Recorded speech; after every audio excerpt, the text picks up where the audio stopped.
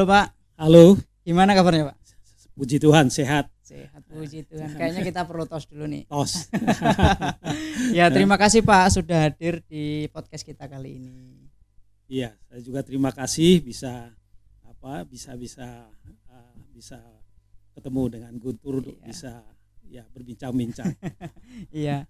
Oh ya, ini kan ada banyak pertanyaan nih dari teman-teman kaum muda juga, bagaimana tentang perjalanan pelayanan, bagaimana tentang memilih panggilan dan meresponi panggilan dan yang lain sebagainya. Gitu Pak. Jadi pada kali ini kita mau bincang-bincang ini supaya kita semua juga sama-sama belajar gitu sih Pak.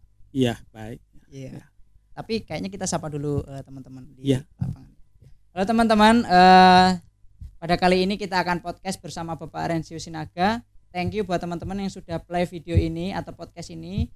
Terus pantau videonya sampai selesai. Bila ada pertanyaan silahkan tulis di komentar ya teman-teman, supaya kita semakin akrab dan semakin sama-sama bertumbuh dalam pelayanan bersama-sama dengan komunitas kita. Pak, gimana sih Pak ceritanya kok Bapak itu bisa terjun ke dunia pelayanan? Padahal dulu konon katanya dengar-dengar Bapak ini pernah bergaul dalam pergaulan-pergaulan yang seperti itulah, seperti umumnya di luar yang kayaknya kurang jadi harapan gitu. Iya, betul. Memang dari dulu sebenarnya orang tua saya ingin saya jadi hamba Tuhan. Dulunya pikirnya jadi pastor. Cuma saya merasa bahwa saya bukan punya panggilan di situ. Akhirnya saya selesai lulus SMA, saya merantau. Saya bekerja mulai dari sekitar tahun 78 sampai 86. Nah, satu saat tahun 85 Desember tepatnya itu papa saya meninggal. Papa saya meninggal itu karena ya kanker paru-paru, karena terlalu banyak juga mungkin merokok. Karena termasuk saya juga memang perokok dan peminum juga. Ketika saya dengar berita itu, tapi dengarnya sudah tahun 86 Januari. Mendengar berita itu, dan satu hal yang saya tidak tahu apakah itu Roh Kudus atau apa, pokoknya ada sesuatu yang dalam hati saya muncul, kalau saya tidak berubah mungkin saya akan mati juga seperti papa saya itu matinya cepat, masih muda. Papa saya masih muda sekali dulu sudah meninggal. Nah, itu yang membuat saya berubah pada waktu itu tanggal 5 Januari 86 saya memutuskan saya tidak mau lagi melakukan hal-hal yang tidak baik seperti merokok, seperti minum-minum dan yang lain-lainnya. Jadi dari situ saya mau ikut beribadah dan mulai ya ikut-ikut ke gereja gitu. Ya, walaupun dulunya ke gereja tapi enggak pernah serius gitu. Dari situ serius, dan ya saya pikir juga itu mungkin pertobatan saya yang paling perpalingan yang paling jelas pada waktu itu. Tapi waktu itu kan waktu awal bertobat kan tentunya nggak mudah ya Pak, ninggalkan dunia lama itu ya Pak. Terus ketemu orang-orang yang bisa nolong Bapak untuk semakin dalam lagi ke arah Kristus, itu sekarang masih ada nggak Pak orang itu? Iya, saya bersyukur pada waktu itu masih saudara orang gembala, pendeta menolongin saya dengan waktu saya sedih seperti itu, diberikan nasihat, diberikan pengarahan, kemudian saya tetap masih bekerja, tetapi saya sudah mulai berubah dan berubah. Tidak lagi ikut-ikut teman-teman duduk di warung minum-minuman, enggak lagi. Sampai teman-teman saya mengatakan bahwa nanti uangnya Sinaga itu nanti mau dibuat jadi bantal gitu karena enggak mau minum-minum lagi, enggak bisa merokok. Dan dari situ saya memutuskan tidak terlalu banyak lagi untuk bergaul, khususnya duduk di warung tempat-tempat minum-minum. Dan saya lebih banyak mendekatkan diri kepada Tuhan, belajar membaca Alkitab dan belajar bagaimana sebenarnya menjadi orang Kristen yang benar. Oke, Pak. Terus ini Pak, kok bisa pengen sekolah Alkitab? Atau itu karena disuruh, dipaksa, atau memang kerinduan karena tadi masa pertobatan terus punya kerinduan, punya pemikiran mau sekolah Alkitab, itu gimana tuh kok bisa seperti itu Pak? Iya, pada waktu itu sekitar tahun 87 awal saya punya kerinduan bagaimana supaya saya ini bisa menjadi berkat. Jadi saya tidak hanya terlalu memikirkan diri sendiri. Kalau orang bekerja itu biasanya mikirin dirinya sendiri, bagaimana dapat mendapatkan uang lebih banyak, tidak mau pusing dengan orang lain. Tetapi timbul dalam hati saya bagaimana saya juga bisa menjadi berkat bagi orang lain. Akhirnya saya putuskan saya keluar dari pekerjaan dan saya datang ke gembala saya itu, saya mau tinggal di pastori. Kemudian setelah itu saya mau ikut-ikut bagaimana sih modelnya pelayanan. Jadi saya ikut, kemudian kadang dikasih waktu kesempatan untuk saya bersaksi tentang pertobatan saya. Dan itu yang membuat saya setelah dalam perjalanan beberapa bulan itu langsung saya putuskan saya mau sekolah Alkitab saja. Seperti itu dulu. Tapi ngomong-ngomong kok bisa sampai di Jawa ini nyasar atau gimana nih Pak? Nah itu dia. Waktu itu memang yang saya tahu karena ada kan saudara kami juga ada di gereja Isa Al-Masih di Semarang. Taunya memang ada sekolah Alkitab yang ada di Semarang gitu loh. Jadi taunya ya mau sekolah Alkitab gitu saja, tidak ngerti seperti apa. Akhirnya saya putuskan Agustus berangkat dari Duri, dari Riau Pekanbaru untuk berangkat ke Semarang. Rencana ya memang mau sekolah Alkitab, ya seperti itu. Tujuannya memang itu mau menjadi pendeta dulunya harapannya seperti itu. Terus sampai Semarang gimana proses memilih sekolah Alkitabnya, atau masih bingung atau Tuhan memang tunjukkan di sini tempatnya atau gimana Pak? Iya, waktu itu kan saya kan cuma hanya lihat formulir, kemudian saya isi formulir, pokoknya pikirannya mau sekolah Alkitab gitu saja. Akhirnya berangkat. Setelah sampai di Semarang diajak ke sekolah Alkitab tersebut. Nah kemudian setelah sampai di sana hati saya kok enggak sejahtera. Kenapa? Saya lihat dengan letak dan daripada sekolah Alkitab tersebut, saya berpikir kalau saya di sini mungkin manusia lama saya akan muncul lagi gitu karena ramai tempatnya di pinggir jalan besar. Jadi saya menyadari bahwa waktu itu kan saya pertobatannya mungkin ya sudah punya tekad, tapi saya khawatir kalau ada hal-hal yang yang bisa membuka celah bisa bisa berubah pikiran lagi. Jadi akhirnya saya putuskan jangan di sinilah. Saya bilang. Nah, akhirnya pada waktu itu ya masih bergumul, enggak tahu mau sekolah Alkitab di mana lagi.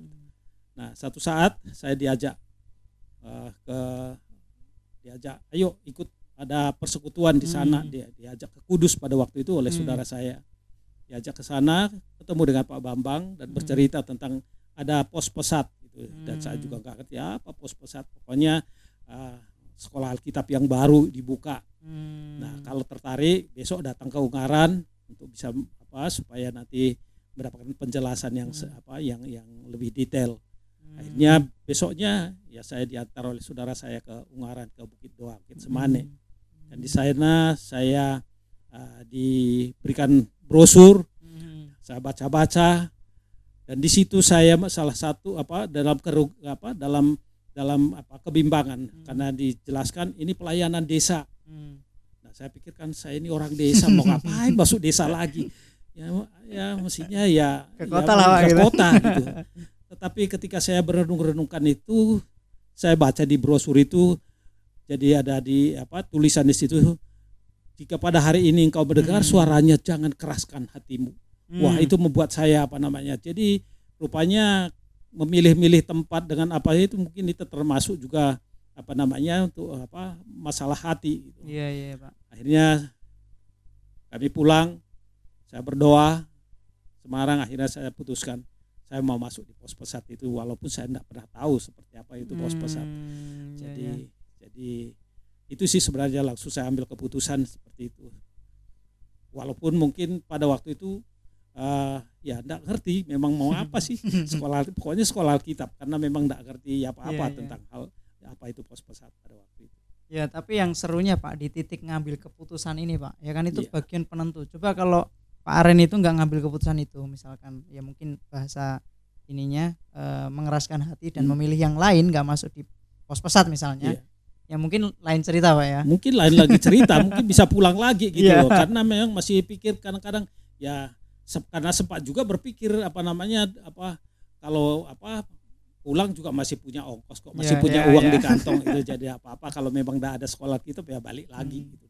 Nah, sempat juga berpikir begitu gitu karena karena ya itu tadi karena ketidaktahuan itu. Iya, Tapi iya. saya bersyukur dengan itu ayat itu yang membuat saya tidak mengeraskan hati. Nah, itu dia. Kemudian saya taat lah dengan tidak mau mengeraskan hati, mau tuntunan Tuhan karena memang tujuannya memang mau sekolah Alkitab, masa mau mikir balik lagi gitu. Ya, seperti itu. Nah itu dia Pak, soalnya kan mungkin juga ada beberapa rekan-rekan juga sekolah Alkitab itu mungkin karena disuruh atau mungkin jalan terakhir. Tapi kalau perjalanannya Pak Ren ini kan memang benar-benar komit dari awal untuk sekolah Alkitab, itu luar biasa karena itu juga akan mempengaruhi bagaimana kita menjalaninya. Iya. Nah ngomong-ngomong, setelah mengambil keputusan itu, terus proses daftarnya ke pos pesat waktu itu gimana Pak?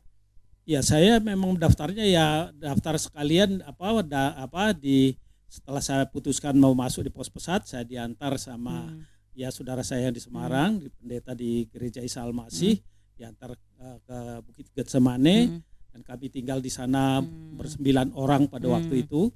Dan saya isi formulir di sana, kemudian ya sempat mungkin 1 minggu lebih kami di sana disuruh berdoa puasa yang dulunya saya juga tidak ngerti apa itu doa puasa. Kemudian disuruh Pak Bambang bilang tuh coba dengar Tuhan bicara apa. Saya juga kadang-kadang bingung kalau bilang begitu pada waktu itu. Pokoknya saya doa saja apa maunya Tuhan terserahlah. Ya pokoknya saya sudah tinggalkan tinggalkan pekerjaan, tinggalkan keluarga. Pokoknya saya mau jadi hamba Tuhan. Nah waktu itu ya memang kami tinggal di sana dan banyak hal yang Tuhan kerjakan dalam kehidupan saya dan belajar untuk berdoa, belajar untuk berpuasa, dan belajar juga bagaimana untuk hidup apa adanya seperti itu pada waktu itu. Ya. Terus waktu itu jarak berapa lama atau mau setelah kegiatan itu langsung ke pos pesatnya atau gimana Pak? Jadi kami sempat mungkin kurang lebih sekitar ya mungkin 2 mingguan mungkin kami masih di Bukit Doa Getsemane. Doa di situ 2 minggu Pak? Ya doa dan juga ya persiapan mungkin apakah ya memang Pak Bambang juga pada waktu itu kan tinggal di situ, jadi kita juga sekalian tinggal di sana. Kemudian Agustus akhir tanggal 29 kalau nggak salah kami berangkat ke Lopait dan tinggal di satu rumah di Lopait yang ya memang saya orang desa tetapi rumah kami juga rumah desa tetapi pasti ada jendelanya, masih ada ventilasinya lah. Ini enggak ada. Ini enggak ada ventilasi, lantainya tanah. Pokoknya tiap kemudian tempat tidurnya walaupun dulunya saya juga tidur di tikar kalau di kampung, tapi ini kan tidurnya di atas spring bed gitu loh. Jadi bukan spring bed. Tapi ini merek baru kayaknya Pak, spring bed. Nah, saya tahunya kan setelah tahu apa itu spring. Dulunya kan enggak ngerti saya apa itu spring, tapi dengan berjalannya waktu dibilang sama lo kita pakai spring bed bukan spring bed kata teman-teman ya. Ternyata spring itu bambu, jadi tidur di atas bambu seperti itu. Dan tiap pagi mesti harus nyiram itu lantai supaya enggak berdebu karena mesti harus belajar di situ. Belajarnya juga di situ, kemudian makan di situ, tidur di situ, semua ada di situ pada waktu itu. Ya mungkin sekitar 1 bulanan kami ada di sebelum si camp sama Bethel itu jadi. Berarti waktu itu si camp masih pembangunan? Masih pembangunan masih. Jadi biasanya kami selesai belajar siang itu mesti ngecat genteng dulu. Gentengnya kan dicat hijau dulunya. Sekarang enggak tahu catnya sudah luntur, enggak dicat lagi. Dulu Pak Ren itu angkatan keberapa Pak? Angkatannya yang pertama memang. Jadi pas Pondok Seminari Pelayan Desa Terpadu pertama kali. Jadi itu kami ada 9 orang itu siswa pertama pada waktu itu. Wow. Datang ke sekolah angkatan pertama dengan kondisi tempat tinggalnya seperti itu gimana Pak? Enggak mengingatkan kita wah enak yang dulu gitu, enggak gitu ya? Ya memang seperti itu kan paling banyak dulu saya ngomel gitu atau ngomel tentang tempat, ngomel tentang masalah makanan. Jadi karena karena kaget mungkin. Jadi tiba-tiba kok saya pikirnya dulu kan saya berpikir karena saya lihat orang-orang sekolah Alkitab dia pakai dasi, pakai baju putih, pakai celana hitam ini. Itu yang saya lihat fotonya dulunya. Saya pikir begitu. Nah, ternyata di sini sendal-sendalan pakai sendal jepit gitu, tanah becek dan apa gitu. Jadi seperti itu. Ini sekolah Alkitab apa gitu. Sempat berpikir saya. Jadi ya. Tapi saya tetap mentaati apa yang maunya Tuhan. Itu saja sih. Jadi saya tetap ikuti dengan kondisi seperti itu pun saya tetap ikuti dan saya mau taat dan ya Tuhan bentuk sedemikian rupa dari karakter yang dulunya tidak bagus saya terbentuk ya walaupun enggak apa namanya enggak langsung berubah, tapi proses, ada Pak, ya. prosesnya. Tapi Pak, itu kan langsung kuliah, terus berapa lama menjalani kuliah, kemudian kayak diutus mungkin atau gimana? Iya, jadi saya ikut kuliah dari tahun 87 kan, itu 87 Agustus. Kemudian saya kalau hitungnya mungkin 3 semester kalau semesterannya, tetapi kadang-kadang enggak full itu belajar 1 semester itu, karena Pak Bambang sering kita dibawa-bawa kemana-mana gitu, akhirnya karena belajarnya juga terganggu begitu. Tapi ternyata itu tujuannya untuk menolong kita untuk bisa lebih dewasa gitu. Dan itu yang saya dapatkan. Jadi kalau sering dibawa kemana-mana untuk belajar dari Pak Bambang sendiri, kemudian juga belajar untuk bisa semakin dewasa melihat dunia yang lain. Kemudian tahun 89 awal saya diutus ke Lampung. Lampung. Jadi itu pun saya juga nggak tahu mau bikin apa. Pak Bambang itu kan pesannya, pokoknya kalau belum berhasil enggak boleh pulang, enggak boleh diwisuda. Wah, ini ngeri nih. Ya, jadi seperti itu. Jadi makanya ya sudah, mau jalan aja, mau terserah mau seperti apa, pokoknya berangkat seperti itu. Ya. Berarti itu tahun itu saya belum lahir, Pak. Saya kan dari Lampung juga nih. Nah, itu dia. Wow, luar biasa. Setelah dari Lampung terus balik lagi ke sini, ke Salatiga itu, ke pos pesawat. Ya, jadi di Lampung saya dari 89 sampai 97, dan Tuhan bekerja luar biasa bersama tim kami di sana, dengan tim saya yang luar biasa, guru-guru TK yang luar biasa. Kita mengadakan penginjilan, perintisan jemaat di sana, sehingga ada jemaat-jemaat yang dirintis itu kita bisa serahkan ke gereja yang sampai sekarang saya dengar masih tetap, gereja itu masih tetap eksis, dan TK kita yang ada di sana pun masih eksis. Luar biasa teman-teman wah, saya punya tim yang luar biasa pada waktu itu. Ya, kemudian padahal banyak tantangan, Pak, ya. Banyak tantangan. Wah, paling seru itu makan oyek gitu. Paling seru. Karena pada waktu itu memang serba susah semua gitu di daerah transmigrasi seperti itu. Ya, tetapi ya Tuhan Tuhan buat sesuatu yang bisa menghiburkan hati, yaitu ada jiwa-jiwa yang bertobat pada Tuhan. Tahun 93 saya kembali ke 93 ya pertengahan mungkin saya kembali lagi ke Lopait dengan tugas tanggung jawab yang baru pada waktu itu, bagian administrasi di yayasan. Ya. Terus setelah itu ke mana lagi Pak pelayanan? Iya, setelah di Lopait kurang lebih 4 tahun, tahun 97 saya diutus bersama keluarga ke Kalimantan Timur, Pampang. Jadi sampai tahun 2000. Kemudian di sana juga Tuhan membuat sesuatu yang yang dulunya saya tidak pernah berpikir. Apa itu, Pak? Ya, saya bisa menjangkau itu suku Dayak Burok Mato namanya. Itu di daerah Kabupaten Tanah Grogot. Dan pada waktu itu memang sempat kita juga buka perintisan di sana dan buka sekolah. Kalau nggak salah diserahkan ke GKKD pada waktu itu. Kemudian tahun 2000 kami diutus ke Tomohon, dan di Tomohon 15 tahun, waktu yang cukup lumayan 15 tahun di 15 sana. tahun, dan luar biasa. Tuhan juga, walaupun saya di Tomohon tetapi hatinya suka melihat orang-orang yang susah di daerah pedalaman. Jadi makanya kami sempat juga melayani di daerah Sukuwana dan juga Lauje, daerah-daerah terpencil seperti itu, walaupun ya jauh jaraknya dari Tomohon cukup jauh. Ya, tapi Tuhan bela semua pelayanan di sana luar biasa. Saya lihat foto-fotonya Bapak itu, wah ini kalau saya ngelalui perjalanan ini wah nggak nyampe tujuan mungkin. Iya, kayaknya seru banget gitu, apalagi jauh terus ya berjam-jam, Pak ya? Ya, berjam-jam. Terus setelah dari Tomohon langsung ke mana lagi, Pak? Jadi di Tomohon 15 tahun sampai tahun 2000 sampai 2015. Tahun 2015 pertengahan Juni kami dipanggil ditarik kembali, diminta untuk menolong di Stak pada waktu itu di Lopait, di tempat ini, sehingga sampai hari ini ada di sini dan melihat bagaimana Tuhan sudah bekerja dengan luar biasa. Jadi dulunya memang saya ini orang yang mungkin tidak dianggap sebagai karena ya mungkin karena hidupnya tidak bagus itu. Jadi dulunya kan kuli gitu. Nah, tapi sekarang ya mungkin kalau bahasanya dari kuli jadi hamba sama aja sih. Tapi dulunya kuli perusahaan, tetapi menjadi hamba Tuhan. Nah, itu yang luar biasa dalam kehidupan saya. Itu sih. Tapi ada yang kelewat Pak. Apa ya? Terus kapan ketemu dengan ibu terus membangun itu Pak? Oh, Apa gitu. rasa cinta terus dan yang sebagainya itu Pak. Oh iya itu. Ya sekitar tahun apa namanya? Tahun 89 mungkin. 89 ya. Itu masih di 89 di Ya, Lampung ya?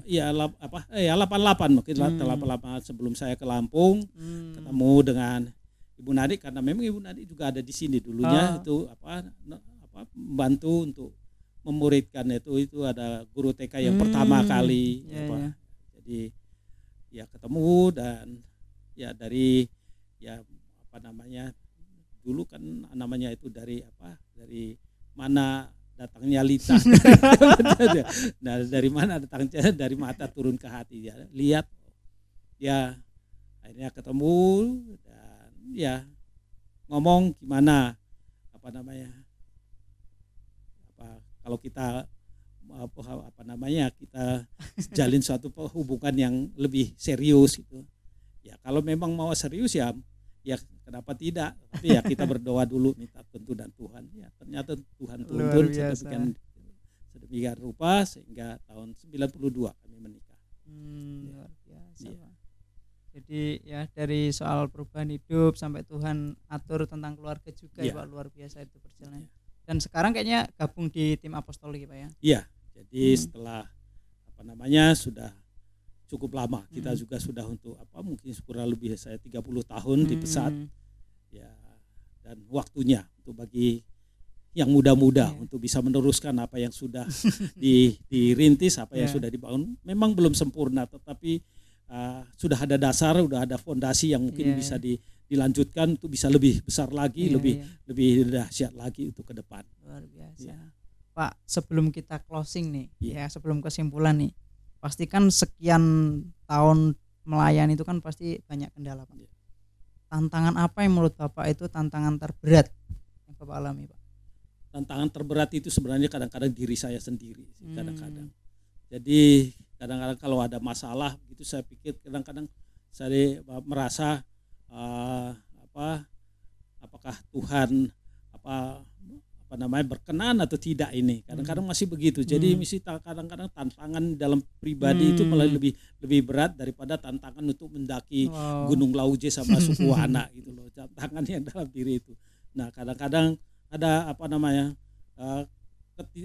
ketidakpuasan karena padahal sebenarnya bukan karena Tuhan tidak menolong, cuma kadang-kadang ya pikiran manusia itu maunya ini dan itu. Jadi itu yang kadang-kadang masih bagi saya tantangan terberat itu. Kalau masalah jalan kaki dan berjam-jam itu bagi saya bukan tantangan, itu menjadi membuat tambah sehat mestinya. Iya. Nah, jadi makanya saya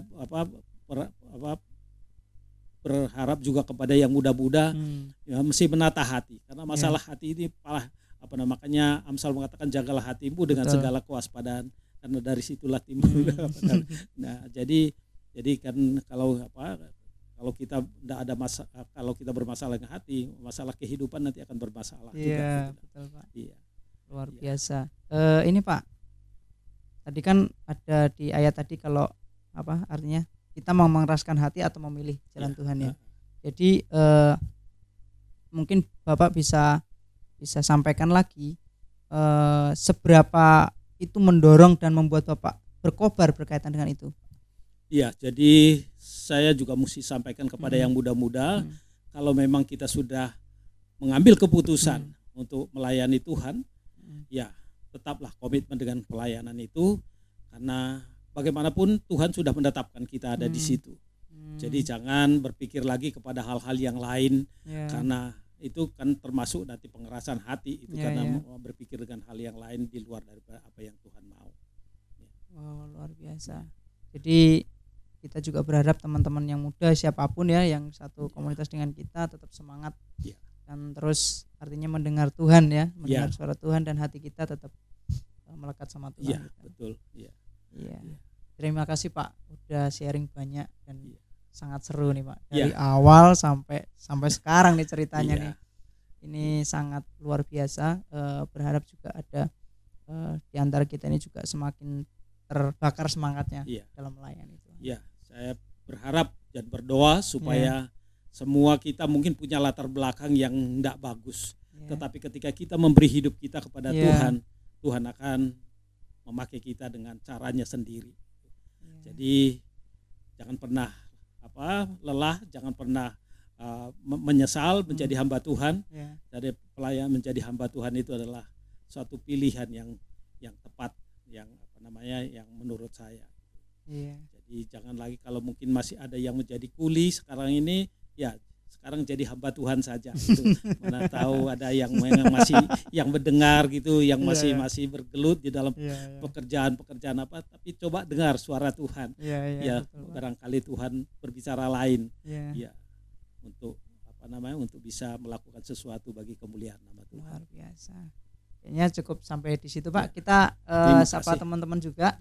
Makasih untuk Pak Ren dan teman-teman yang sudah stay tune sampai di menit ini. Tentunya kita terus semangat dalam melayani Tuhan dimanapun kita ditempatkan, dan sama-sama membangun satu sama lain. Tuhan Yesus memberkati.